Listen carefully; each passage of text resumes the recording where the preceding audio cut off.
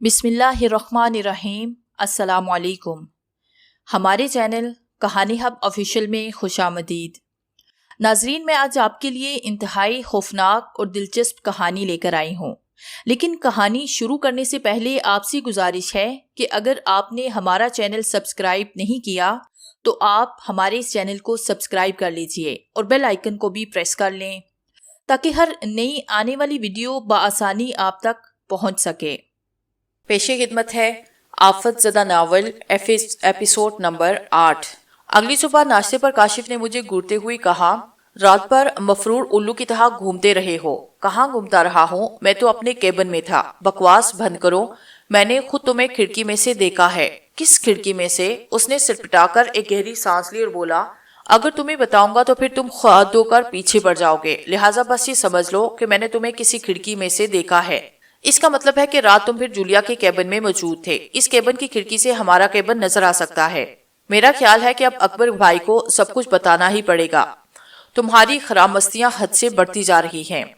अरे तो बता दो अपने अकबर भाई को, मैं किसी से डरता नहीं और ना कि किसी का खाता हूँ। बस वैसे ही दिल में इज्जत है अकबर भाई की, इसलिए खुलकर बात नहीं करता, उसने मसनूई गुस्से से कहा। फिर टोन बदलकर बोला, अच्छा यार छोड़ो इस बात को, तुम बातों बातों में बात किसी और तरफ ले गए हो। मुझे बताओ कि रात को कहाँ गए थे केबिन से निकलकर? मैं नहीं था यार, कोई और होगा, मैंने बेजारी से कहा। और कौन हो सकता है? तुम होगे या अकबर भाई होगा। मैंने अपनी आंखों से देखा था केबिन से निकलते हुए। मैंने तो टाइम भी नोट किया था, 12:50 हुए थे। 12:50। मेरे जहन को झटका सा लगा। कल रात लगभग यही वक्त था। अकबर खान से सवाल जवाब करने के बाद मैंने केबिन की लाइट रोशन कर दी थी। उस वक्त 12:45 ही हुए थे। उस वक्त केबिन से निकलकर किसने जाना था? मैंने काशिफ के सामने बात गोल मोल कर दी, लेकिन जहन में एक अजीब सा शक मौजूद रहा। ऐसा शक जिसे मैं किसी साथी के सामने बयान करता तो वो मुझे फातिरुल अकर समझ बैठता। मैं सारा दिन अजीबोगरीब सोचों में गिरा रहा। वो सारे अनहोने वाकयात जहन में फिर ताज़ा हो गए थे जो चंद माह पहले लाहौर और फिर एबटाबाद में पेश आए थे। जहन को तरह तरह के तानु बानु में उलझाए रखा। शाम को जब डाइनिंग हॉल में इकट्ठे हुए तो अचानक ही मुझे कल शाम वाला वाकया याद आया। जूलिया शैंपेन का गिलास लेकर मेरी बाई जानिब वाली कुर्सी पर बैठने का इरादा रखती थी, मगर फिर वो दाएं जानिब की कुर्सी पर बैठी। इस अंदाज मामूली होने के बावजूद मुझे गैर मामूली नजर आया। मैंने बातों बातों में जूलिया से पूछा, कल क्या हुआ था? तुम शैंपेन का गिलास लेकर मेरी बाई जानिब वाली कुर्सी पर बैठने का इरादा रखती थी, मगर फिर वो दाई जानिब की कुर्सी पर अकबर भाई के पास जा बैठी। उसे तुम्हारी कोल्ड ड्रिंक में से अल्कोहल की बू आ जाती तो? मेरा मतलब है कि तुम बिल्कुल उनकी तरफ बैठ गई थी। इधर ही बैठने लगी थी, वो मुस्कुराकर बोली। लेकिन फिर वो लंबा आदमी वहां बैठ गया। कौन सा लंबा आदमी? मैंने चौंक कर पूछा। वही जिसकी लंबी दाढ़ी थी और वेलवेट का लंबा सा चूगा पहन रखा था। लंबी दाढ़ी, चूगा, मैं सिटपटा के रह गया। जूलिया जिस वक्त की बात कर रही थी वहां मेरे आसपास कोई ऐसा शख्स मौजूद न था और वो कुर्सी भी यकसर खाली रही थी। अचानक ही मुझे अपने जिस्म के हर मसाम से पसीना फूटता महसूस हुआ। ये जो कुछ भी था बहुत गैर मामूली था। मेरे दिमाग में आंधियां सी चलने लगी, एक जंग सी मेरे अंदर होने लगी। अकल शश्तर रह गई। क्या ऐसा हो सकता था कि कोई शख्स मेरे आसपास मौजूद रहा हो और मैं उसे देख ना सका हो, मगर दूसरों ने उसे देखा हो? क्या ऐसा हो सकता था?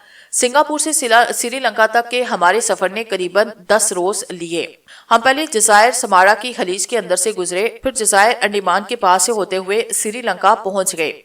इस सारे सफर की अहम तरीन बात वही पुरअसरार एहसास था जो मुझे अपने करीब किसी अनदेखे वजूद की मौजूदगी का पता देता था। एक दो मौके को छोड़कर मुझे इस वजूद की मौजूदगी का एहसास सिर्फ उस वक्त होता जब मैं यकसर तन्हा होता। खास तौर से मैं तब भी कमरे में या बाथरूम में अकेला होता। पुरअसरार सांसों की सरसराहट मुझे अपने करीब सुनाई देने लगती। मैंने अपनी ये कैफियत अपने साथियों से बिल्कुल छुपाई रखी और मेरा ख्याल था कि मैं अपनी इस कोशिश में कामयाब भी रहा हूँ। इस सफर के दौरान में काशिफ और जूलिया का रोमांस जारी सारी रहा। दोनों अकबर खान के साथ बाकायदा आंख मचोली खेलते रहे। अकबर खान उन्हें देखते साथ ही निकाह करने की तरगीब देता था, कभी डांटता डिबटता, कभी प्यार से समझाता। अकबर खान के सामने वो दोनों इस बात पर इसरार करते कि इन दोनों के दरमियान ऐसा कोई ताल्लुक नहीं जिससे खौफनाक नतीजा शादी की सूरत में निकले। अकबर खान को राम करने के लिए कभी कभी जूलिया को हिकमत से काम लेना पड़ता। उसे मालूम था कि भुना और तला हुआ गोश्त अकबर खान की कमजोरी है। वो मौका महल देकर कभी उसके लिए टिक्का कबाब, कभी चिकन खंजर, कभी चिकन फ्राइज और कभी चिकन फिश का एहतमाम करती रहती। ऐसे मौके पर उसी खल्फिया बयान اکبر خان کی عدالت میں داخل کرانا پڑتا کہ یہ 100% حلال گوشت ہے۔ اس سفر کے دوران بھی راجہ اپنی فوٹوگرافی اور اپنے سفر نامے میں کھویا رہا تھا۔ اب تک کی سیر کے حوالے سے راجہ کے پاس خاطرخواہ مواد جمع ہو گیا تھا۔ جہاز کولمبو کے ظاہر پر لنگر انداز ہوا، مگر ہمارا پروگرام سری لنکا میں داخل ہونے کا نہیں تھا۔ ہم نے پورٹ سے ہی ایک بار پھر رحت سفر باندھا۔ راجہ سنگھ کے وسیع و عریض تعلقات نے یہاں بھی کام دکھایا۔ کولمبو پورٹ پر ہمارے لیے ایک لگژری سا پلاٹ، جسے چھوٹا موٹا بجراہی کہنا چاہیے، موجود تھا۔ یہ لانچ ہمیں قریبی جزائر کی سیر کرانے کے لیے کل وقتی بنیاد پر حاصل کی گئی تھی۔ اس کا عملہ 2 چوکس افراد پر مشتمل تھا۔ لانچ ڈرائیور محمد عظیم پراتھا ایک سنہالی مسلمان تھا۔ اس کی عمر 40 سے اوپر تھی۔ وہ خوش اخلاق آدمی تھا۔ بصریہ لکشری لانچ ہمارا سفر 28 اکتوبر کو شروع ہوا۔ ہم نے اب تک انہی کاغذات کے سہارے سفر کیا جو کالی کٹ میں ہمیں راجہ سنگھ نے بنوا کر دیے تھے۔ اب بھی وہ کاغذات ہمارے پاس موجود تھے۔ بحر ہند میں سفر کرتے ہوئے ہم سری لنکا کے دارالحکومت سے شمال مغرب کی طرف گئے۔ ہماری پہلی منزل ڈے کارے نام کا ایک جزیرہ تھا۔ یہاں آبادی بہت کم تھی۔ کیلے، تاری اور پام وغیرہ کے درخت بکثرت تھے۔ مقامی باشندے ناریل کو کئی ڈھنگ سے اور بکثرت استعمال کرتے تھے۔ فضا میں ہر وقت ناریل کے تیل کی خوشبو رچی رہتی۔ جزیرے کا ساحل بہت خوبصورت تھا۔ ہم نے ساحل کے قریب کیمپ لگایا۔ لانچ ڈرائیور ان جزائر کی مقامی زبانیں بڑی اچھی طرح سمجھتا تھا۔ اس کی موجودگی سے ہمیں بہت فائدہ تھا اور جزائر کے باشندوں سے رابطہ قائم کرنے میں کسی طرح کی دشواری نہیں ہوئی۔ وہ لوگ ہمارے لیے پھل، تازہ سبزی اور مسالے وغیرہ لے کر آتے۔ اس کے بدلے ہم انہیں کھانے پینے کی اشیاء، کپڑے اور نقد رقم بھی دیتے۔ عظیم پراتھا کی لانچ میں راجہ سنگھ نے خفیہ خانے کے اندر رائفلیں اور ایک پستل بھی رکھوا دیا تھا۔ اس اسلحے کی موجودگی ہمارے لیے اضافی تسخیر کا باعث تھی۔ میں نے اضافی اس لیے کہا کہ یہاں کے لوگ بلکہ ان تمام جزیروں کے لوگ بڑے ملنسار اور کوآپریٹو تھے۔ پھر بھی اچھے برے لوگ تو ہر جگہ موجود ہوتے ہیں۔ خصوصاً اس وجہ سے ہمیں کچھ احتیاط کی ضرورت تھی کہ ہمارے ساتھ ایک خوبصورت ہوبرو لڑکی بھی موجود تھی۔ ڈیکارے نامی اس جزیرے میں کوئی 10 روز رہے، پھر رکش روح سوار ہو کر آگے روانہ ہو گئے۔ اگلے 3 ہفتے میں ہم نے 3، 4 اور 6 چھوٹے آباد اور بے آباد جزیرے دیکھے۔ آخری جزیرے میں ہمیں ایک شدید اور طویل بارش نے آن گھیرا۔ ہم قریباً 10 دن تک اپنے کیمپ میں پھنسے رہے اور جی بھر کر بور ہوئے۔ اس جزیرے پر پہنچنے کے بعد ہمارا مختصر گروپ 2 حصوں میں تقسیم ہوا۔ میرا اور اکبر خان کا خیال تھا کہ ہم کافی دور نکل آئے ہیں، اب واپس چلا جائے اور کولمبو کے آرام دہ ماحول میں چند دن گزارے جائے۔ کاشف اور سفرنامہ نگار راجہ ابھی آگے جانے میں دلچسپی رکھتے تھے۔ جولیا غیر جانبدار تھی۔ اس کا کہنا تھا کہ جو بھی فیصلہ جمہوری انداز میں ہوگا وہ اس کا ساتھ دے گی۔ کافی بحث و تمہیز کے بعد فیصلہ ہوا کہ ابھی چند دن مزید یہ سفر جاری رکھا جائے، کیونکہ اب موسم ایک دم بہتر ہو گیا ہے۔ 2-3 جزیرے بھی یہاں قریب قریب ہی واقع ہیں۔ ہم ایک بار پھر اپنی لانچ پر سوار ہوئے اور عازم سفر ہو گئے۔ 1.5 دن کی مسافت کے بعد ہم ایران سمندر کے ایک دور افتادہ جزیرے میں پہنچے۔ جزیروں کا شناور عظیم پراتھا بھی اس علاقے میں پہلی بار پہنچا تھا۔ یہ سمندر آمد و رفت کے راستوں سے کافی ہٹ کر تھا، لہٰذا حد نگاہ تک آسمان اور پانی کے سوا کچھ نظر نہیں آتا تھا۔ جزیرہ جس کا نام عظیم پراتھا کو بھی معلوم نہیں تھا، ہماری لانچ کے سامنے شمالاً جنوباً 8-10 میل تک پھیلا ہوا تھا۔ اس کی گہرائی ہماری نگاہ سے اوجھل تھی۔ جزیرے پر پام کے بلند و بالا درخت دور ہی سے نظر آتے۔ زمین سطح مرتفع کی طرح تھی اور کہیں کہیں ٹیلے بھی تھے۔ کیا خیال ہے آبادی ہوگی؟ راجہ نے پوچھا۔ یہ تو جا کر ہی پتہ چلے گا، کاشف نے جواب دیا۔ کسی اندیکھے جزیرے پر اترنے کا اپنا ہی ایک مزہ ہوتا ہے، جولیا نے کاشی کو خوش کرنے کے لیے کہا۔ یہ مزہ ہم سب درجنوں مرتبہ لے چکے ہیں، اور سیانہ لوگ کہتا ہے کہ مزے کا بھی ایک حد ہوتا ہے۔ جہاں یہ خط ختم ہوتا ہے وہاں سے کوئی نہ کوئی آفت شروع ہو جاتا ہے، اکبر خان نے قدرے بیزاری سے کہا۔ عظیم پراتھا نے بڑی ہوشیاری سے لانچ کو ایک قدرتی کھاڑی میں پہنچایا اور ساحل سے لگا دیا۔ کچھ ہی دیر کے بعد ہم اس نئے جزیرے پر قدم رکھ چکے تھے۔ پچھلے جزیرے کی طرح یہاں بھی نباتات کی بھرمار تھی۔ یہ دوپہر کا وقت تھا، دھوپ خوب چمک رہی تھی، بارش کے بعد ہر شے نکھری اور دھلی دھلائی نظر آتی تھی۔ ہم نے لانچ کو 2 مضبوط رسوں کی مدد سے درختوں کے ساتھ باندھ لیا۔ لانچ کی حفاظت کے لیے عظیم پراتھا کا ساتھی سورن، جسے ہم پہلوان کہنے لگے، لانچ پر ہی رہا۔ ایک رائفل بھی اس کے پاس موجود رہی۔ دوسری لائسنس یافتہ رائفل اور پسٹل ہم نے اپنے ساتھ لے لیے۔ اجنبی جگہوں پر اس قسم کی احتیاط لازمی ہوتی ہے۔ جزیرے کی مٹی سیاہی مائل اور زرخیز تھی۔ فضا میں نباتات کی مہک رسی تھی، کیلے، ناریل اور تار کے طویل قامت پودے نظر آ رہے تھے، خورد جھاڑیاں بھی بے شمار تھی۔ ہم سب نے فل بوٹ پہن رکھے تھے، کیمپنگ کا کچھ سامان ہمارے کندھوں پر تھا، باقی ہم فی الحال لانچ پہ چھوڑ آئے تھے۔ راجہ ایسے مقامات پر بہت خوش نظر آنے لگتا، وہ گاہے گاہے تصویریں بھی لے رہا تھا۔ کاشف کے پاس ہینڈی ویڈیو کیمرہ تھا، وہ بھی مختلف مناظر کا شوٹ کرتا جا رہا تھا۔ وہ 2.5 فرلانگ آگے آنے کے باوجود ہمیں کہیں آبادی کے آثار نظر نہیں آئے۔ کچھ آگے جا کر ہمیں ایک ٹیلا نما جگہ دکھائی دی، اس ٹیلے کا کچھ حصہ بالکل ہموار تھا اور کیمپ لگانے کے لیے موزوں دکھائی دیتا تھا۔ مزید فائدہ یہ تھا کہ یہاں سے سمندر کا نیلگوں پانی اور اس پر ہچکولے کھالتی ہوئی ہماری سرخ لانچ بھی دکھائی دیتی۔ ہم نے جگہ اچھی طرح صاف کر کے وہاں کیمپ لگایا۔ عظیم پراتھا نے تار کے درختوں کے درمیان ایک مچان سی مچائی اور اس مچان پر چڑھنے کے لیے رسی کی سیڑھی بھی لگا دی۔ یہ مچان ہمارے کیمپ سے قریباً 25 فٹ کی بلندی پر تھی اور اس پر سے ارد گرد نگاہ رکھی جا سکتی تھی۔ کیمپ تیار کرتے کرتے شام ہو گئی، ہم تھکے ہوئے بھی تھے، جلدی سونے کا فیصلہ ہوا۔ حسب پروگرام پہلوان کو لانچ میں ہی سونا تھا۔ کاشف، راجہ اور جولیا کے لیے ایک خیمہ تھا، جبکہ میں، اکبر خان اور عظیم پراتھا دوسرے خیمے میں تھے۔ جدید طرز کے چھوٹے چھوٹے خیمے بے حد محفوظ اور آرام دہ تھے۔ آدھی رات کو ایک بار پھر اس نامعلوم خوف نے مجھے آ گھیرا۔ یہ کیفیت 8-10 دن کے وقفے کے بعد پیدا ہوئی تھی اور خاصی شدید تھی۔ کوئی میرے بالکل پاس کیا، شاید میرے ساتھ ہی لیٹا ہوا تھا۔ اس کی سانسوں کی سرسراہٹ میرے کانوں میں صاف سنائی دے رہی تھی اور اس کے جسم کی بو آج بو زیادہ قریب اور واضح محسوس ہو رہی تھی۔ اس میں ایک حیوانی تاثر تھا، کسی وقت تو یوں لگتا جیسے یہ کیچڑ میں لتھڑے ہوئے کسی جنگلی جانور کی بو ہے۔ میں اٹھ کر بیٹھ گیا، تھرماس میں سے پانی نکال کر پیا اور اپنے اعصاب کو پرسکون کرنے کی کوشش کرنے لگا۔ دفتن ایک آواز نے مجھے چونکایا، فضا کا سینہ چیرتی ہوئی۔ یہ تیز باریک آواز شکرے کی تھی۔ یہ آواز ہمارے خیموں کے اوپر سے گزری اور چند سیکنڈ کے اندر اندر بہت فاصلے پر چلی گئی۔ یہ آواز میرے لیے بالکل نئی نہ تھی۔ کل دوپہر سے تھوڑی دیر پہلے بھی میں نے اور میرے ساتھیوں نے یہ آواز سنی۔ اس وقت ہم کھلے سمندر میں تھے۔ کسی جنگلی طیارے کی گونج کی طرح یہ آواز 2 مرتبہ ہمارے سروں کے اوپر سے گزرتی اور پھر جزیرے کی طرف چلی گئی۔ نہ جانے کیوں اب مجھے یہ آواز بھی پر اسرار محسوس ہونے لگی۔ شاید کاشف ٹھیک ہی کہتا، میں اب ہر چیز میں پر اسراریت ڈھونڈنے لگا۔ مجھے یوں لگ رہا تھا جیسے یہ ایک درندہ ہے جو کل سے ہمارے ارد گرد چکرا رہا ہے۔ اگلے دن ہم 2 ٹولیوں میں بٹے اور اس جزیرے کی سیر کے لیے نکل گئے۔ کاشف، راجہ اور جولیا ایک ٹولی میں تھے، جبکہ میں، اکبر خان اور پراتھا دوسری ٹولی کی شکل میں تھے۔ اکبر خان کے پاس پسٹل جبکہ کاشف کے پاس 7mm رائفل تھی۔ اب تھک کر ہم دوپہر کے بعد واپس آئے۔ جزیرہ ہماری توقع سے زیادہ بڑا دکھائی دیا۔ ایک دو جگہوں پر ہمیں ایسی نشانیاں ملی جس سے اندازہ ہوتا تھا کہ شاید یہاں کوئی موجود ہے، مگر ابھی تک کوئی نظر نہیں آیا۔ کاشف جلی ہوئی لکڑیوں کے کچھ کوئلے ساتھ لایا اور ان کوئلوں کو اس بات کے ثبوت کے طور پہ پیش کر رہا تھا کہ یہاں لوگ موجود ہیں۔ جواب میں پراتھا نے کہا کہ یہ کوئلہ آسمانی بجلی کی وجہ سے لگنے والی آگ کے سبب بھی بن سکتا ہے۔ جولیا نے اپنے ہینڈ بیگ میں 2-3 طرح کے جنگلی پھول توڑ کر رکھے، جبکہ راجہ نے کچھ سیپیاں وغیرہ جمع کی۔ جزیرے پر مچھر بھی تھا، جبکہ تمام درختوں پر چونٹیاں وغیرہ بھی پائی جاتی۔ ابھی تک ہمیں گرگٹ، چھپکلے اور گلہریاں وغیرہ تو ملی، تاہم بڑا جانور کوئی دکھائی نہیں دیا تھا۔ لنچ ہم نے ٹن پیک فوڈ سے کیا۔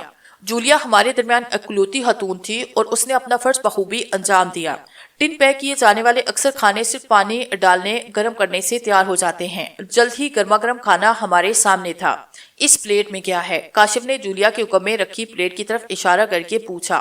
تم اپنے کام سے کام رکھو، یہ خان صاحب کے لیے ہے۔ خان صاحب کے لیے ہے تو پھر ظاہر ہے کہ گوشت ہی ہوگا، لیکن مس تم کچھ بھی کر لو، مگر ایک بات یاد رکھنا، اگر تم نے ہمارے ساتھ رہنا ہے تو پھر خان صاحب تمہیں ٹوپی والا برقع پہنا کر چھوڑیں گے۔ کاشف نے کہا، بالکل غلط، اب ہم نے فیصلہ کر لیا کہ ہم اس میم صاحبہ سے اور تم سے کچھ نہ کہے گا۔ جب کوئی اثر نہیں ہوتا تو پھر کہنے سے کیا فائدہ؟ یہ میم صاحب شاید یہاں آیا ہی ہمارا عاقبت خراب کرنے کے لیے ہے۔ بس تم لوگوں کے ساتھ یہ آخری دن ہے۔ جس دن ہم یہاں سے واپس جائے گا سیدھا پاکستان جائے گا اور وہاں بھی ہمارے ساتھ ہوگا، ہم بھگتے گا۔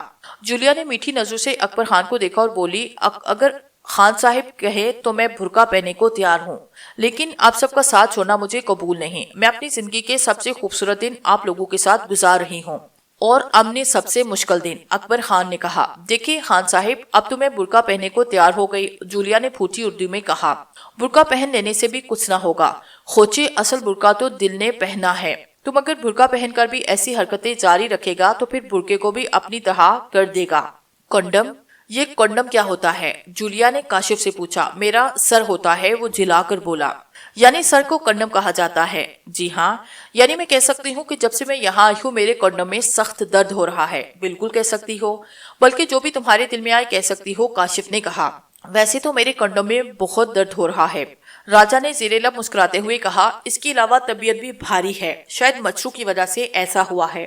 ہاں، صبح سویرے جب ہم حاجت کے لیے نکلا تو مچھروں نے ہمارے ساتھ بھی بہت برا کیا۔ جگہ تو یہ اچھا ہے لیکن بیمار ہونے کا ڈر ہے۔ ہمارا تو خیال ہے کہ کل کا دن اور گھوم پھر کر دیکھ لو، پھر نکلو یہاں سے۔ ویسے بھی ایسی جگہوں کا سیاحت اب کافی ہو گیا ہے۔ کیا خیال ہے بردر جلال؟ میرا خیال وہی ہے جو کاشف کے علاوہ ہم سب کا ہے۔ کاشف ایک دم برا سا منہ بنا کر رہ گیا۔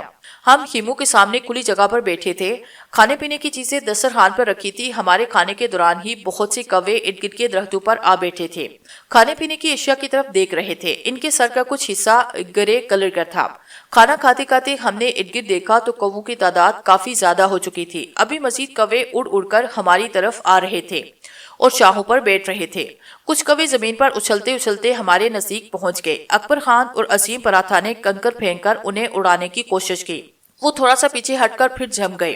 ان کا کریہا شور دم بدم بڑھتا جا رہا تھا۔ ہمارے دیکھتے ہی دیکھتے کووں کی تعداد بے شمار ہو گئی۔ ارد گرد کے درخت ان کی موجودگی سے سیاہ نظر آنے لگے۔ ہم سب کا ماتھا ٹھنکا۔ ویران جگہوں پر کھانے پینے کی اشیاء دیکھ کر عموماً پرندے جمع ہو جاتے ہیں، مگر یہ تو ایک جم غفیر تھا جو ہماری طرف لپکنے کے لیے پر تول رہا تھا۔ میرے دل میں ایک سرد لہر دوڑی۔ مجھے لگا جیسے کوئی انہونی ہونے لگی ہے۔ اپنے ارد گرد لاتعداد کووں کو دیکھ کر جولیا نے مری مری آواز میں کہا، کہیں ان کا حملہ تو نہیں؟ چلو خیموں میں چلے جاتے ہیں، کاشف نے کہا۔ ابھی الفاظ اس کے منہ میں ہی تھے کہ اچانک وہ کچھ ہوا جس کا ہم نے تصور بھی نہ کیا تھا۔ چند کوے چیختے ہوئے کھانے پینے کی اشیاء پر جھپٹے اور پھر فراٹے کی زوردار آواز کے ساتھ سینکڑوں کوے بھرا مار کر ہم پر حملہ آور ہوئے۔ میں نے جولیا کی کربناک چیخیں سنی، اس کے ساتھ ہی بہت سے کوے مجھ سے چمٹ گئے۔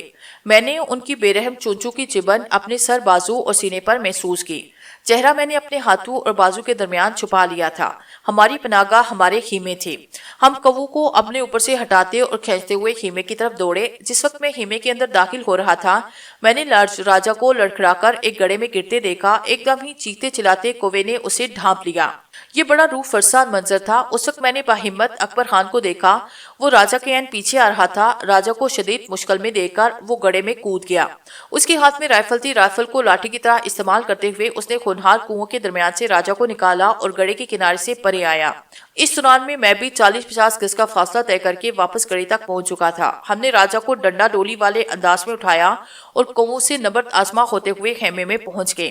جو ہی ہم اندر گھسے کاشف نے پھرتی سے خیمے کا راستہ بند کیا۔ حیرت انگیز طور پر 2 کوے ابھی تک راجا کے زخمی جسم سے چمٹے ہوئے تھے۔ پرندوں کا یہ رویہ انتہائی غیر معمولی اور انوکھا تھا۔ ایک کوے کو اکبر خان نے اپنی رائفل کے کندھے سے کچل دیا، دوسرے کی گردن میں نے اپنے ہاتھ سے مروڑی۔ دونوں پرندے کچھ دیر تک ہماری خراساں نظروں کے سامنے جانکنی کے عالم میں پھڑپڑاتے رہے، پھر ساکت ہو گئے۔ ہم سب کے جسموں پر سرخ نشان تھے، کچھ نشانوں سے خون رس رہا تھا، کہیں سے تھوڑی بہت کھال بھی اتر گئی تھی۔ راجا زیادہ زخمی ہوا تھا، اس کا چہرہ بھی محفوظ نہ رہا تھا۔ ایک رخسار سے بوٹی نکلی ہوئی تھی، گردن، سر، بازو، غرض ہر جگہ سے خون رس رہا تھا۔ اگر اکبر خان پر وقت اس کی مدد کو نہ پہنچتا تو خبر نہیں کیا ہو جاتا۔ جولیا نے جلدی سے میڈیکل باکس نکالا اور راجا کی مرہم پٹی میں مصروف ہو گئی۔ مرہم پٹی کی سب سے زیادہ ضرورت بھی اسی کو تھی۔ جولیا کو خود بھی 1-2 زخم آئے، تاہم وہ بہت جلدی خیمے کے اندر گھسنے میں کامیاب ہو گئی۔ 2-4 منٹ بعد ہمیں احساس ہوا کہ کوے ابھی تک منتشر نہیں ہوئے، یعنی اگر ہمارا خیال یہ تھا کہ وہ کھانے پینے کی اشیاء صاف کرنے کے بعد چلے جائیں گے تو یہ غلط تھا۔ وہ نہ صرف موجود تھے بلکہ ہمارے خیموں کے گرد جمع ہو رہے تھے۔ ان کی بھدی اور کرہت آوازیں ایک بار پھر بلند سے بلند ہوتی جا رہی تھی۔ جلد ہی وہ ہمارے خیموں سے ٹکرانے لگے۔ وہ درجنوں کے حساب سے خیموں کے اوپر بیٹھے ہوئے تھے اور اپنے چونچے آزما رہے تھے۔ یہ کلیجہ نکال لینے والی صورتحال تھی۔ میں نے دیکھا کہ جولیا کا رنگ برف کی طرح سفید ہے اور دیگر ساتھی بھی شدید ہراساں ہے۔ یہ کیا ہو رہا ہے ہمارے ساتھ؟ جولیا نے ڈری ڈری آواز میں کہا۔ اکبر خان کی گرفت رائفل پر خود بخود مضبوط ہو گئی۔ پسٹل اب کاشف کے پاس تھا۔ اچانک ہمارے قریب سے کہیں فائرنگ کی آواز آنا شروع ہو گئی۔ یہ بڑی شدید فائرنگ تھی۔ 7mm 222 اور پمپ ایکشن رائفل استعمال کی جا رہی تھی۔ یہ فائرنگ ہمارے عقبی جانب سے شروع ہوئی تھی۔ جلد ہی ہمیں اندازہ ہوا کہ اس فائرنگ کا نشانہ وہ خونخوار پرندے ہیں جو ایک ہمارے دشمن جان کے دشمن ہو گئے ہیں۔ ہم خیموں کے اندر اوندے لیٹ گئے۔ آوازوں سے اندازہ ہوتا تھا کہ کارتوسوں کے چھرے ہر سمت محو پرواز ہے۔ یہ اندھادھند فائرنگ قریباً 3-4 منٹ جاری رہی۔ اس کے بعد ایک سکون ہو گیا۔ میں نے جھونپڑے کے ایک روزن سے جھانکا۔ ہمارا گھیراؤ کرنے والے کوے اوجھل ہو چکے تھے۔ سامنے زمین پر اور درختوں کی شاخوں پر کئی کووں کی لاشیں جھول رہی تھی۔ میں نے احتیاط سے اپنے ٹینٹ کا دروازہ کھولا اور پھر باہر نکل آیا۔ میرے پیچھے ہی پیچھے کاشف اور اکبر خان بھی باہر آئے۔ باہر کا منظر حیرت زدہ کرنے والا تھا۔ زمین پر اور درختوں پر دور دور تک کووں کی لاشیں تھیں۔ ان کے خون کے چینٹے ہمارے خیموں سے لے کر جھاڑ جھنکار تک ہر جگہ موجود تھے۔ دسترخوان پر رکھے ڈونگوں اور پلیٹوں میں بھی کووں کی لاشیں نظر آ رہی تھی۔ ان لاشوں کے درمیان کہیں کہیں کوئی کوا ایک دم پھڑکتا اور پھر ساکت ہو جاتا۔ ہماری نگاہیں فائرنگ کرنے والوں کی تلاش میں بھٹک رہی تھی۔ اچانک وہ جھاڑیوں کی اوٹ سے نمودار ہوئے۔ جو افراد ہمیں نظر آئے ان کی تعداد 8 کے قریب تھی۔ ان سب نے اپنے چہرے وضع کے ماسک سے چھپا رکھے تھے، جیسے لکڑی یا لوہے کی گروی الٹی کر کے اپنے سر پر رکھی ہو۔ اس گروی میں آنکھوں کی جگہ 2 سوراخ تھے۔ جیسا کہ بعد میں معلوم ہوا، یہ ماسک ان مقامی لوگوں کے لیے ہیلمٹ کا کام کیا کرتے ہیں۔ ان کے ہاتھوں میں رائفلیں تھی۔ وہ ہمارے قریب پہنچے۔ ہمارا خیال تھا کہ وہ چہروں سے ماسک اتار کر اسرار کا یہ پردہ چاک کر دیں گے، مگر ایسا نہیں ہوا۔ انہوں نے مقامی زبان سے ہم سے پوچھا۔ عظیم پراتھا نے ان کی بات کا جواب دیا۔ پھر اس نے ہمیں ترجمہ کرتے ہوئے انگریزی میں بتایا کہ ہمارے مددگار ہمیں اس جزیرے میں خوش آمدید کہہ رہے ہیں۔ ان کا کہنا ہے کہ ہمیں خوفزدہ ہونے کی ضرورت نہیں، ہم یہاں جب تک چاہیں حفاظت اور سلامتی سے رہ سکتے ہیں۔ میں نے پراتھا سے کہا، ان سے پوچھو جزیرے کا نام کیا ہے اور یہاں کون سی بستی وغیرہ نظر نہیں آتی۔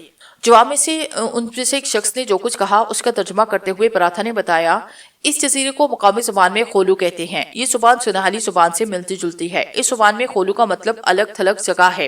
جزیرے کی بستیاں یہاں سے 4-5 میل کے فاصلے پر واقع ہے اور درختوں کے قدرتی حصار میں گھری ہوئی ہیں۔ کاشف نے پوچھا، اگر ہم بستیوں تک جانا چاہیں تو؟ اس سے پہلے کہ ماسک والا شخص کوئی جواب دیتا، میں نے ایک دم سے اور اس کے ساتھیوں کو چونکتے دیکھا۔ اس کے ساتھ ہی میرے کانوں میں بھی شکرے کی طویل آواز سنائی دی۔ میں نے آسمان کی طرف دیکھا۔ سپہر کے چمکدار سورج کی کرنوں میں چند لمحوں کے لیے شکرے کے خاکستری پر چمکے اور پھر وہ پام کے بلند درختوں کے حکم میں اوجھل ہوا۔ میں نے محسوس کیا کہ اس آواز کو سننے کے بعد ہمارے مددگاروں کے اندر بے چینی سی پیدا ہو گئی ہے۔ دوسرے لفظوں میں ان کی باڈی لینگویج ان کے اندرونی اضطراب کا پتہ دے رہی تھی۔ ان میں سے ایک شخص نے عظیم پراتھا سے کچھ کہا اور پھر وہ لوگ تیزی سے درختوں میں اوجھل ہو گئے۔ کیا کہا ہے انہوں نے؟ کاشف نے بےتابی سے پوچھا۔ وہ کہتے ہیں کہ اگر ہم بستی میں جانا چاہیں تو ہمیں کون روک سکتا ہے۔ رات سکون سے گزری۔ اگلی صبح سویرے میرے اور کاشف کے درمیان تھوڑی سی تکرار ہو گئی۔ کاشف بستی تک جانا چاہتا تھا جبکہ باقی لوگ سب کل والے کے واقعے سے خوفزدہ تھے۔ ان کا خیال تھا کہ یہیں آس پاس گھوم پھر کر اور تصویریں وغیرہ اتار کر واپس جایا جائے۔ کاشف اپنی بات پر اڑا تھا۔ اس کا کہنا تھا کہ اتنی دور آئے ہیں تو اب یہاں کے لوگوں سے ملے بغیر اور ان کا رہن سہن دیکھے بغیر واپس نہیں جائیں گے۔ ویسے بھی ایک دن بعد پورے چاند کی رات تھی۔ ہم جانتے تھے کہ ان علاقوں میں رہنے والے قبائلی اکثر پورے چاند کی رات میں جشن مناتے ہیں اور ناچ گانا ہوتا ہے۔ کاشف کو ایسے ہی کسی تہوار کی ویڈیو بنانے کا خبت ہو رہا تھا۔ راجہ بھی زخمی ہونے کے باوجود اس کا خم خیال نظر آتا تھا۔ دھیرے دھیرے کاشف نے جولیا کو بھی خم خیال بنایا۔ اس نے کل والے واقعے کے حوالے سے ساتھیوں کا ڈر دور کرنے کی بھرپور کوشش کی۔ اس نے کہا، یارو تم تو خواہ پریشان ہو رہے ہو اور سب سے زیادہ یہ کاٹ کا الو جلال ہو رہا ہے۔ ہر معاملے کو پر اسرار رنگ دینے کی کوشش کر رہے ہو تم۔ پرندوں کا حملہ کوئی انہونی بات نہیں۔ ایسے واقعات اکثر ہو جاتے ہیں، خاص طور سے جنگل وغیرہ میں۔ جب کھانے پینے کی اشیاء کھلے میں رکھی جاتی ہیں تو ان کی خوشبو چرند پرند کو کھینچ لاتی ہے۔ ویسے بھی جن کووں نے ہم پر کر ہلہ بولا وہ عام کوے نہیں تھے، خاص اس علاقے کے پیداوار تھے۔ ممکن ہے کہ ان میں جبلی طور پر جارحیت موجود ہو۔ وہ کافی دیر تک لیکچر دیتا رہا اور اپنی دانش میں میرا اندرونی خوف دور کرنے کی کوشش کرتا رہا۔ بہت کچھ دیکھ لینے کے باوجود وہ ابھی تک یہ بات ماننے کو تیار نہیں تھا۔ آرزو سے وابستہ اس کہانی میں اسرار کا ایک انوکھا ٹچ موجود ہے۔ نہ جانے کہ کچھ روز سے مجھے کاشف کچھ بدلا بدلا نظر آتا۔ مجھے محسوس ہوتا کہ وہ مجھ سے کچھ چھپاتا ہے۔ وہ جو ہمیشہ سے ہر بات بلا تکلف مجھ سے کہہ دیا کرتا، اب بہت سی باتیں اپنے دل میں رکھنے لگا۔ میرے اس شخص کی وجوہات میں سے اس وجہ وہ مختصر سی گفتگو بھی تھی جو میں نے پچھلے جزیرے میں کیمپنگ کے دوران سنی تھی۔ اس جزیرے میں کئی دن تک ہمیں شدید بارش نے گھیرے رکھا۔ ایک ایسی ہی موسلادھار رات کو مدھم سادے خیمے کے اندر لیٹا ہوا تھا۔ کاشف اور راجہ یہی سمجھ رہے تھے کہ میں سو رہا ہوں، جبکہ میں خاموشی سے پڑا اپنے سینے کا لاعلاج درد سہنے کی کوشش کر رہا تھا۔ काशिफ और राजा धीमे नेचे में गुफ्तगू कर रहे थे। काशिफ के कुछ उड़ते उड़ते से जुमले मेरे कानों में पड़े। उन जुमलों में एबटाबाद के पीर शादी का जिक्र था। एबटाबाद से हमारे साथ राह फरार एहतियार करने से पहले काशिफ पीर शादी से मिलने के लिए गया था। उसने आकर यही बताया कि शादी से उसकी मुलाकात ना हो सके, मगर उस रात हीमे में काशिफ और राजा के दरमियान जो धीमी गुफ्तगू हो रही थी, उससे मुझे शुबा हुआ कि शायद काशिफ की मुलाकात शादी से हुई थी। अगर ये मुलाकात हुई थी तो फिर काशिफ ने मुझसे क्यों छुपाया? इसमें ऐसी कौन सी बात थी जो वो अपने तक या राजा तक रखना चाहता था? फिर एक और बात भी रह रहकर मेरे जहन को कुचोके लगाती। न जाने क्यों मुझे ये एहसास होता कि काशिफ जो हमें यूं जगह जगह लिए फिरता है तो उसकी वजह सिर्फ सियाहत का शौक नहीं, कोई और बात भी है जो इस ज्यादा पैमाई के पीछे है। बेशक काशिफ को सियाहत का शौक शुरू से था, लेकिन वो मॉडर्न शहरों के रंगीन माहौल का शाइक था। कुदरती माहौल और जंगलात वगैरह में उसने कभी खसूसी दिलचस्पी जाहिर न की। अब उसे एकाएकी जजीरों की सियाहत का जो खपत हुआ तो उसके पीछे भी मुझे कोई वजह नजर आ रही थी। मैं अपने जहन में उठने वाले सवालों का जवाब काशिफ से पूछ सकता था, मगर मेरा दिल चाहता कि अगर इसने बताना है तो खुद बताए। वो सारा दिन भी हमने जजीरे पर गुजारा। उस जजीरे की अपनी एक महक थी और ये महक इन हजारहा जर्द रंग के जंगली फूलों की वजह से थी जो अक्सर जगहों पर दिखाई देते थे। हमें वो पुरअसरार राइफल बरादर दोबारा नजर नहीं आए जिन्होंने एक दिन पहले अचानक नमूदार होकर हमारा पीछा खुनहार कौवों से छुड़ाया था। हाँ, इक्का दुक्का कौवे हमें नजर आए और जूलिया उन्हें देखकर परेशान भी होती रही। ताहम उन परिंदों में वो जुनूनी कैफियत दोबारा नजर नहीं आए जो कल दोपहर नजर आई थी। वो रात भी यूं तो खैरियत से गुजरी, मगर रात आखिरी पहर अचानक मेरी आंख खुली। मेरा सारा जिस्म पसीने में नहाया हुआ था। एक बार फिर मुझे अपने बिल्कुल करीब किसी की मौजूदगी का एहसास हुआ और एक हैवानी बू मेरे नथरों में घुसने लगी। मेरे करीब अकबर खान और पराथा बिल्कुल बेखबर सोए पड़े थे। दोनों के मध्यम खराटे हीमे के मुख्तसर खला में गूंज रहे थे। न जाने मेरे दिल में क्या आई कि मैंने अंधेरे में आंखें फाड़कर देखते हुए कहा, कौन हो तुम, क्या चाहते हो मुझसे? जवाब में खामोशी के सिवा कुछ न था, और खामोशी भी ऐसी जो सीने में स्याह धुआं भर दे। अचानक अकबर खान ने कवरट पर ली और नींद में कुछ बड़बड़ाने लगा। मैं भी दोबारा अपनी जगह लेट गया। चंद लम्हे के बाद अकबर खान जागा और निस्वार की डिबिया तलाश करने के लिए उसने टार्च चलाई। टार्च रोशन होते ही हैवानीपू मेरे करीब से ओझल हुई और किसी की कुर्बत का एहसास भी जाता रहा। सुबह बेहद निखरी हुई थी। कल काशिफ ने अजीम पराथा के साथी सोरन उर्फ पहलवान से कहा कि वो नाश्ता हमारे साथ कर ले और दोपहर के खाने के लिए कुछ टिन पैक सामान भी ले आए।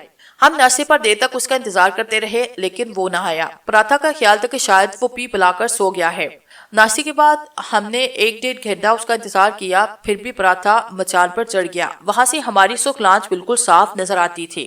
अजीम पराथा ने मुंह के सामने खातों से भोंपू सा बनाया और पहलवान को आवाजें दी, लेकिन फासला बहुत ज्यादा था, वहां तक आवाज का पहुंचना मुमकिन न था।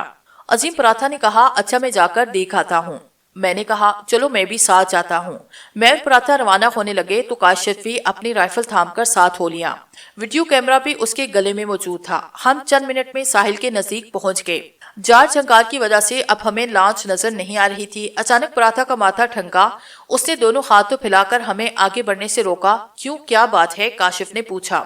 मुझे खतरा महसूस हो रहा है, ये देखे। उसने कीचड़ आलू जमीन पर कुछ नामानूस निशानों की तरफ इशारा करते हुए कहा। ये क्या है? मैंने पूछा। इससे पहले कि पराथा कोई जवाब देता, एकदम झाड़ियों में जबरदस्त सिरसराहट सुनाई दी। उसके साथ ही कुछ नामानूस फंकारों की आवाज कानों में पड़ी। पराथा का रंग उड़ गया। वो लड़स कर बोला, भागो साहिब जी। उसके साथ ही वो मुड़कर भागा। हमने भी उसका पीछा किया। अभी हम बामुश्किल 15-20 गज ही गए होंगे कि हमारे ऐन सामने लंबी घास में सरसराहट हुई और हमने एक खौफनाक मंजर देखा। एक खाकसी रंग का तवील मगरमच्छ कीचड़ में लथपथ हमारे सामने मौजूद था। उसकी गोल आंखें जैसे उसके सर के ऊपर धरी थी और तवील दुम गाड़ी के वाइपर की तरह हरकत कर रही थी। एक लम्हे के लिए हम सख्ता ज़दा रह गए। मैंने करीब ही मैंगोशीन का एक दरख्त देखा। दरख्त का तना एक तरफ झुका हुआ था और जमीन के साथ 50 दर्जे का जाविया बना रहा था। इधर आओ, मैंने काशिफ से चीख कर कहा। हम तीनों बड़ी तेजी के साथ और बासानी उस मजबूत दरख्त पर चढ़ गए। बुलंदी पर पहुंचते ही हमें एक नाकाबिले यकीन और खुलनाक मंजर नजर आया। लांच हमसे सिर्फ 40 गज के फासले पर थी, मगर वो ऐसी हालत में थी कि हम तस्वुर भी ना कर सकते थे। लांच के मुख्तर अरशे से कमोबेश 6 खुनखार मगरमच्छ मौजूद थे और बात सिर्फ अरशे ही की ना थी। लांच के अंदर उसकी छत पर और इर्द गिर्द भी दर्जनों खूनी मगरमच्छ नजर आ रहे थे। उन्होंने शीशे तोड़े, नफीस जंगले टेढ़े कर दिए और फर्श अपने नुकीले दांतों से उधेड़ डाला।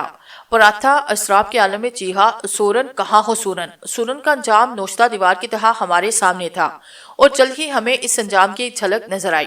सूरन उर्फ पहलवान की फटी हुई खून आलूद पतलून की कुछ तजियां एक शिकस्ता जंगले से जू रही थी। गौर से देखने की सूरत में अरशे पर खून के धब्बे भी साफ नजर आ जाते। ये सब कुछ देखने के बावजूद पराथा के दिल में उम्मीद बाकी थी। वो सूरन का नाम लेकर पुकारता जा रहा था। उसकी आवाजों ने हमारे लिए खतरा बढ़ा दिया था। छोटे बड़े दर्जनों मगरमच्छ पानी के अंदर और खुशकी पर मौजूद थे। वो अपने बड़े बड़े पंजों के साथ कीचड़ आलूद जमीन पर रेंगते हुए उस दरख्त के इर्द गिर्द जमा हो रहे थे जिस पर हम मौजूद थे। उनके जिस्मों पर छोटे छोटे लातादाद उभार थे और उनमें से कुछ के रंग सब्जी माइल हाक्सरी थे। अब क्या होगा? काशिफ ने पूछा। इस जजीरे की सैर होगी। मगरमच्छ हमें अपने मुंह में दबाकर जगह जगह घुमाएंगे, मैंने जलकर कहा और उसके हाथ से राइफल ले ली। ये दरख्त पर चढ़ सकते हैं? मेरे ख्याल में नहीं, पराथा की लर्जा आवाज उभरी। मगर ये दरख्त तो जमीन पर लेटा है, मैंने कहा। हाँ, ये खतरा तो है, पराथा के मुंह से बेसाख्ता निकला। दरख्त का झुकाव बहुत ज्यादा है। फिर हमें बिल्कुल यही महसूस हुआ कि एक दो मगरमच्छ दरख्त पर चढ़ने की कोशिश करेंगे। गालिबन शदीद खौफ के सबब हमें ऐसा लग रहा था। जो 7mm राइफल मेरे हाथ में थी उसके साथ 24 गोलियों का मैगजीन मुंसलिक था। एक भरा हुआ मैगजीन हमारे पास इसके अलावा भी था। मैंने एक नजदीक के मगरमच्छ पर फायर किया। 3-4 गोलियां उसके जिस्म में पेवस्त हुई और वो तड़पने लगा।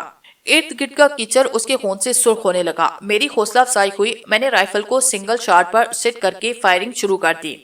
इन खून अशाम समंदरी अफरीतों में हलचल पैदा हुई। देखते ही देखते वो तितर बितर होने लगे। उनका रुख पानी की तरफ था। यके बाद दिगरे कई छपाके हुए और आबी जानवर वापस पानी में दाखिल होते चले गए। मैंने राइफल का रुख लॉन्च की तरफ किया। 5-6 गोलियां लॉन्च की तरफ फायर की तो इसका अर्शा भी खाली नजर आने लगा। लॉन्च के अंदर बाहर मौजूद मगरमच्छ बड़ी सूरत से पानी में गायब हो गए। मैंने मैगजीन खाली कर दिया था। मेरी फायरिंग से 3 जसीम मगरमच्छ खुशकी पर हलाक हो गए। 1-2 जानकनी के आलम में तड़प रहे थे। बाकी मैदान खाली हो गया था। फायरिंग की आवाज दूर दूर तक गूंजी थी। लातादाद परिंदे दरख्तों से उड़कर फिजा में चकराने लगे। इनमें शायद वो पुरअसरार शकरा भी था जिसकी सदा में यहाँ आने के बाद कई बार सुन चुका था। मुझे याद पड़ रहा था कि अभी थोड़ी देर पहले फायरिंग के दौरान में उसकी आवाज भी कहीं आस पास सुनाई दी थी। ये क्या हो रहा है हमारे साथ? पराथा कुलुकिर आवाज में बोला। हमारा साथी मर गया। वो हमारा मुलाजिम नहीं, हमारा दोस्त था। अब हम उसके घर वालों को जाकर क्या मुंह दिखाएंगे? इन जालिमों ने तो उसकी हड्डियां तक नहीं छोड़ी। वो सिसकियां लेकर रोने लगा। हौसला करो पराथा, अगर मुसलमान हो तो इस बात पर यकीन रखो कि खुदा के कामों में कोई दखल नहीं दे सकता। लेकिन खुदा ने हमें अक्ल तो दी है। अब मैं यहाँ एक पल भी नहीं रहना चाहता। ये बड़ी मनहूस जगह है। मैं वापिस आना चाहता हूँ। आंसू पराथा के रुखसारों पर बह रहे थे। अचानक एक नामानूस सा शोर सुनाई दिया। यूं लगा जैसे बहुत से लोग एक साथ मिलकर बैन कर रहे हों। शोर मचाते हुए हमारी तरफ बढ़ रहे हैं। वो देखो, काशिफ ने घबराकर एक तरफ इशारा किया। वहां से धूल उड़ती नजर आ रही थी। हमने अंदाजा लगाया कि कमोबेश 50 घुड़सवार हैं जो एक नीम दायरे की शक्ल में फैलकर हमारी जानिब आ रहे हैं। अभी हम इन नवार दुकान पर गौर ही कर रहे थे कि करीबी झाड़ियों में सरसराहट हुई। एक शख्स तेजी से बरामद हुआ। उसके चेहरे पर वही गोल मास्क था जो हम पहले भी देख चुके थे। उसका लिबास पजामा नमा पतलून और लंबी कमीज पर मुश्तमिल था जो उसके घुटनों तक पहुंचती थी। वो हाथ में राइफल थामे तेजी से हमारे करीब आया और मुकामी जुबान में 2 फिक्रे बोलकर मगरब की तरफ इशारा किया। पराथा ने घबराए हुए लहजे में तर्जुमा किया। ये कहता है कि कुछ लोग हमें पकड़ने के लिए आ रहे हैं। हम अपनी जान बचाकर मगरब की तरफ भाग जाएं। हमें इतला देने के बाद मास्क वाला शख्स फौरन झाड़ियों में ओझल हुआ। क्या करना चाहिए? काशिफ के लहजे में बेताबी थी। ये लोग पहले भी हमारी मदद कर चुके हैं, यकीनन अब भी मदद कर रहे हैं। तो फिर चलो, काशिफ ने दरख्त पर नीचे को खसीकते हुए कहा। कुछ ही देर के बाद हम एक मुर्दा मगरमच्छ के ऊपर से फलांगते हुए झाड़ियों के अंदरूनी रास्ते में घुसे और अपने कैंप की तरफ दौड़े। चंद ही मिनट के बाद हम कैंप के करीब थे। हमने दूर ही से अकबर खान और राजा वगैरह को आवाजें देना शुरू कर दी। हम कैंप में पहुंचे तो वहां कोई न था। मैंने एक बार फिर अकबर खान और जूलिया को आवाजें दी, लेकिन उनकी तरफ से कोई जवाब नहीं दिया। सामने चूल्हे पर चाय की कतेली पड़ी थी और आग भी जल रही थी। ऐसे लगा जैसे वो लोग खतरे को महसूस करके आसपास छुप गए हैं। लेकिन ऐसा था तो उन्हें आवाज सुनकर जवाब देना चाहिए था। ऐसी सूरत ये भी हो सकती थी कि उन्होंने साहिल की जानिब फायरिंग की आवाज सुनी हो और आवाज की खोज में निकल गए हों। घुड़सवार बड़ी तेजी से करीब आ रहे थे। अब हम घोड़ों की टापे और सवारों के ललकारे भी सुन सकते थे। यहीं खड़े रहे तो पकड़े जाएंगे, काशिफ ने कहा। अरे अरे, पराथा कहाँ है? मेरे मुंह से बेसाख्ता निकला। हमने इर्द गिर्द देखा, वो कहीं नजर न आया। चंद सेकंड पहले हम अकबर खान और बाकी वगैरह को आवाजें दे रहे थे। अब हमने पराथा को पुकारना शुरू किया।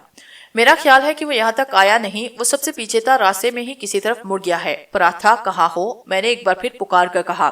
کوئی جواب نہیں آیا۔ اب یہاں کیمپ میں رکنا خود کو خطرے کے منہ میں جھونکنے کے برابر تھا۔ میں نے کاشف کی طرف دیکھا اور پھر ہم دونوں بھاگ نکلے۔ تاہم بھاگنے سے پہلے میں نے خیمے سے باہر پڑی ہوئی ایک ٹارچ اٹھائی، اجنبی راستوں پر اندھا دھند بھاگنا شروع کیا۔ وہاں بھاگنا تو مشکل تھا مگر ہمیں بھاگنا پڑ رہا تھا۔ کئی جگہ جھاڑیاں بےحد گھنی اور خاردار تھیں۔ ہمارے چہروں پر بار بار شاہوں کے تماچے لگ رہے تھے۔ 2-4 منٹ میں کاشف بری طرح خام کیا۔ میں چونکہ ورزش کا عادی تھا لہٰذا خود کو بہترین پوزیشن میں محسوس کر رہا تھا۔ وہ لوگ قریب آ رہے ہیں، کاشف نے ٹوٹتی سانسوں کے ساتھ کہا، پر کیا کریں؟ کہیں چھپ نہیں سکتے؟ دیکھتے رہو، کہیں کوئی جگہ ملے تو چھپ جاتے ہیں۔ ابھی بمشکل میرے منہ سے الفاظ نکلے تھے کہ ایک مناسب جگہ دکھائی گئی۔ یہ گڑھا تھا جو قدرتی طور پر گھاس پھوس سے ڈھکا ہوا تھا۔ میں نے دوڑتے دوڑتے گڑھے میں چھلانگ لگائی۔ ذرا سے تذبذب کے بعد کاشف میرے پیچھے گڑھے کی تہہ میں دلدل سی جگہ موجود تھی، وہاں پہنچا۔ ظاہر تھا کہ حشرات الارض بھی موجود ہوں گے۔ اس وقت حشرات کا خطرہ ہمیں خیش محسوس ہو رہا تھا۔ ہم دبک کر بیٹھ گئے۔ کاشف کی سانسوں کی پھنکاریں عین میرے کانوں میں گونج رہی تھی۔ 20-25 سیکنڈ کے بعد رفتار گھڑ سوار عین ہمارے سر پر پہنچ گئے۔ وہ تیز رفتاری سے گھوڑے بگاتے اور للکاریں مارتے ہوئے ہم سے بمشکل 3 گز کے فاصلے سے گزرے۔ گھڑ سواروں کے آگے نکل جانے کے بعد ہم 4 فرشتہ گھڑے میں دبکے رہے۔ ہماری ٹانگوں پر کیڑے رینگنے لگے۔ جیسا کہ بعد میں معلوم ہوا وہ جھونک نما کیچوے تھے۔ وہ ہمیں نقصان نہیں پہنچا رہے تھے مگر ان کی موجودگی ہمیں مضطرب کر رہی تھی۔ جب ارد گرد سکون محسوس ہوا تو ہم گڑھے سے باہر آئے، پتلون کے پائچے چڑھا کر پنڈلو کو کیچو کی دستبردار سے آزاد کیا۔ یکایک ایک آہٹ سنائی دی۔ کوئی ہے؟ کاشف نے خوفزدہ لہجے میں کہا۔